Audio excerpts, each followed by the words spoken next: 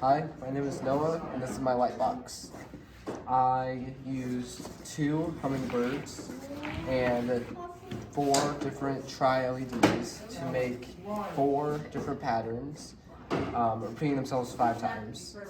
A huge challenge to this is all the coding that I did, I had to shorten down and condense it, which is kind of hard to do. I had to learn how to condense it. A fun part was getting choose which pattern, figure out which patterns would be best and fun. So it's my light box. I'm gonna say probably